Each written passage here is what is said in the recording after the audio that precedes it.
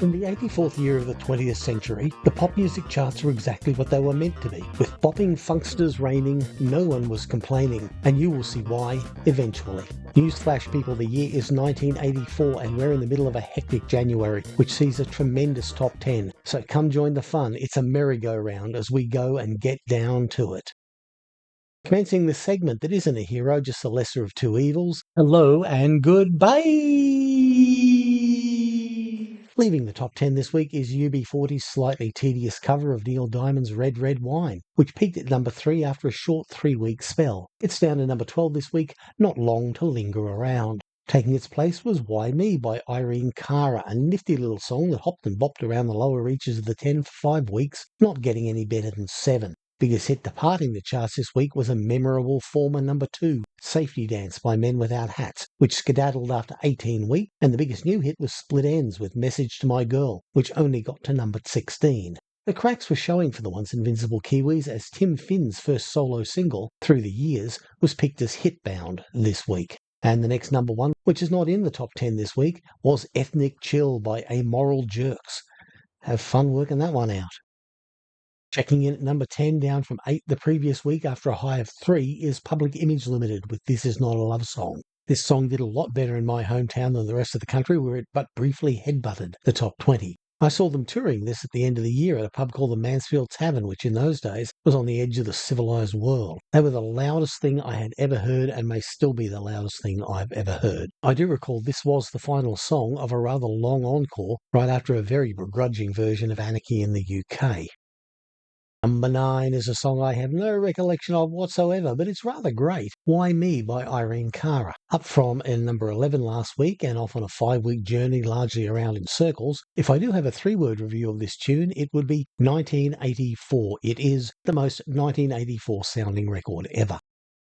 At number 8 is possibly the second most 1984 sounding song ever, Twist of Fate by Australia's very own sweetheart of song, Olivia Newton-John. Up from number 10 the week before, this spirited dance rocker was one of Livy's final big hits, as she managed only 2 more of her 19 solo top 40 entries after this. Time was all but up for TOF as well, as the bottom dropped out and it fell to number 17 next week.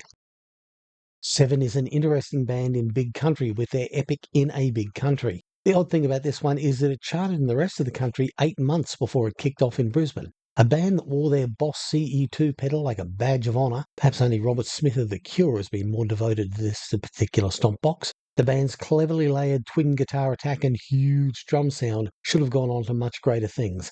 But for some reason, the people went for their pale inferiors U2. They had 2 more hits which bothered the lower reaches of the 40 over the next couple of years, but this was it as far as the top 10 went.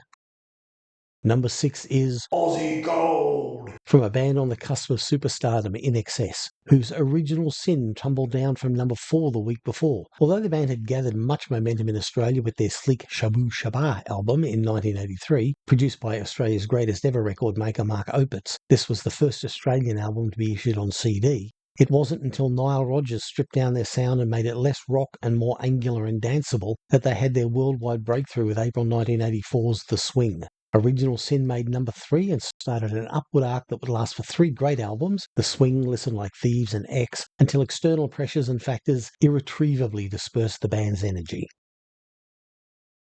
The Aussie connection continues at 5 with Islands in the Stream by Kenny Rogers and Dolly Parton, written by our hometown heroes Barry Robin and Maude Gibb.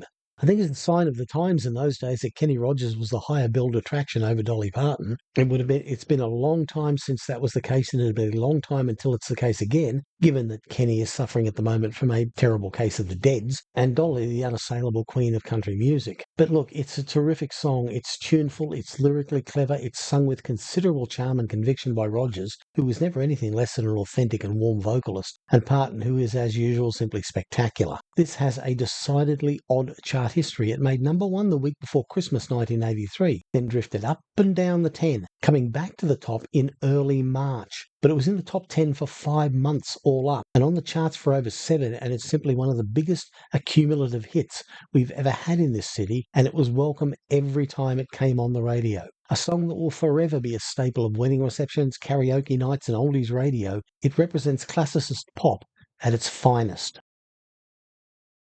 Time to take a look at the records which never made the top 10 here in the old hometown, which no doubt will make you think local record buyer is an idiot.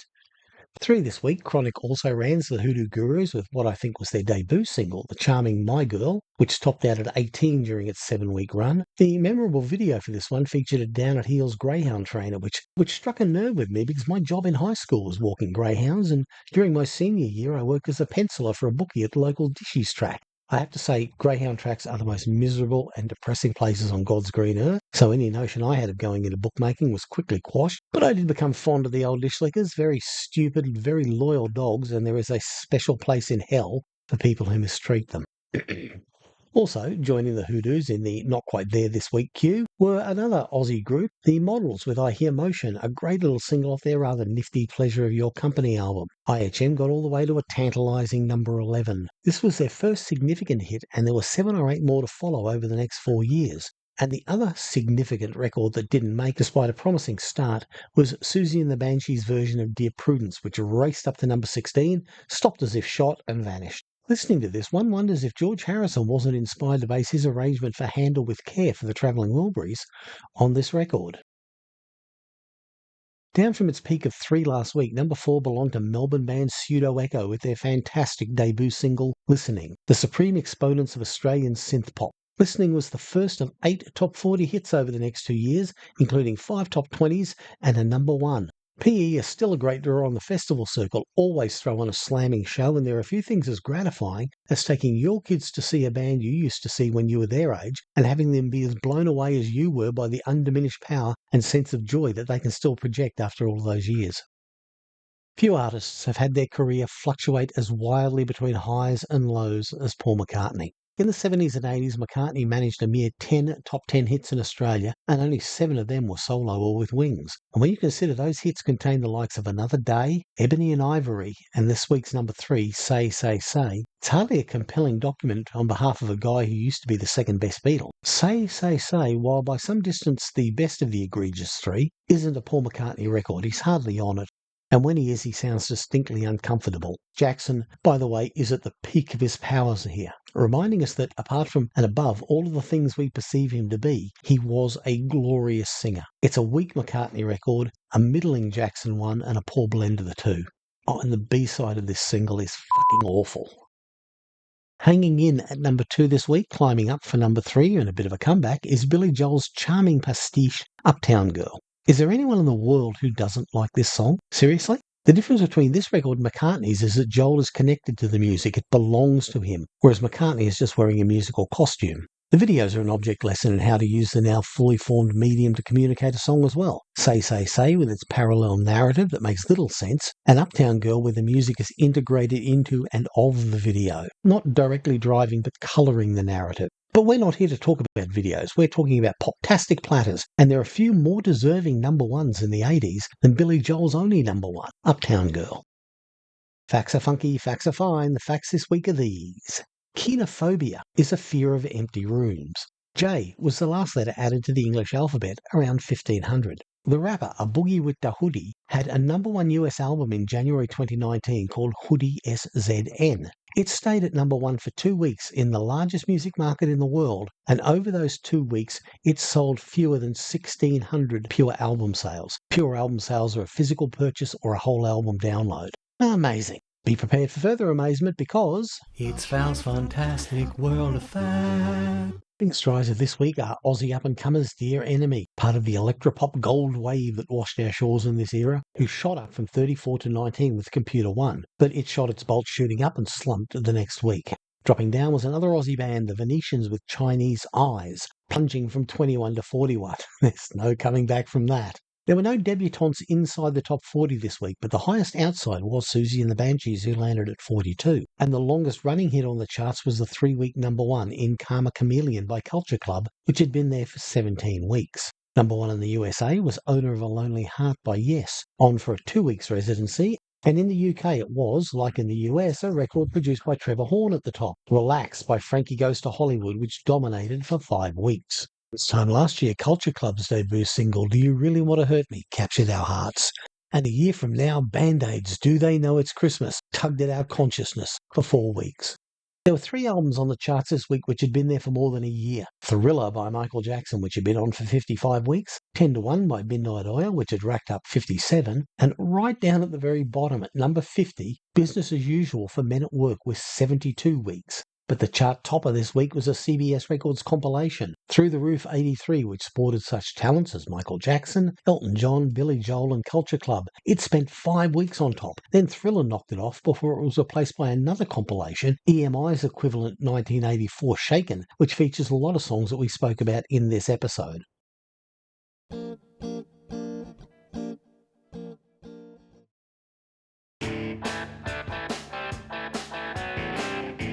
There were some great albums about in 1984, but what were the biggest sellers? Well, here's 12 to get you started.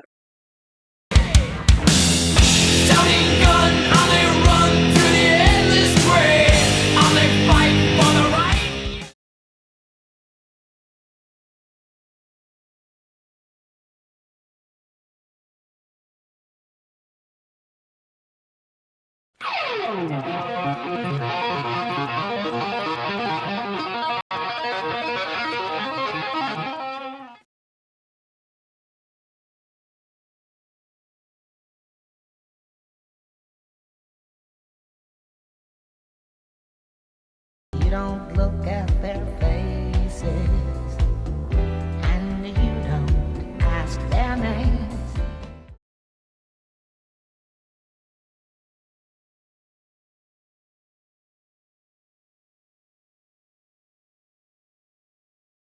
Let's dance!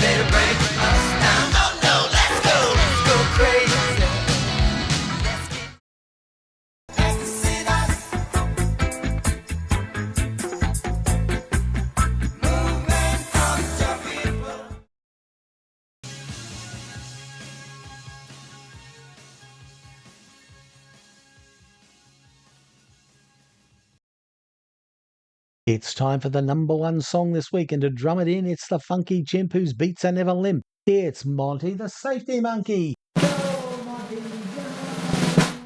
All night long. All night. All night. Lionel Richie's get number one with All Night Long. At the risk of being run out of town by a mob, this record annoys me by not being quite awful enough to complain about and not especially interesting enough to write much about. Suffice to say, it's no brick house, but back in the day it was unavoidable, especially at house parties. And this was its last week at the Apex, to be deposed by Thriller, which leapt 11 places to claim gold. Thriller did this in spite of its eponymous album coming out 15 months ago and with 6 hit singles already in its wake. All Night Long spent another 2 weeks at number 2 and then finally dropped off the charts after 4.5 months in early April. A slight record, but not one where you turn the radio over when it came on.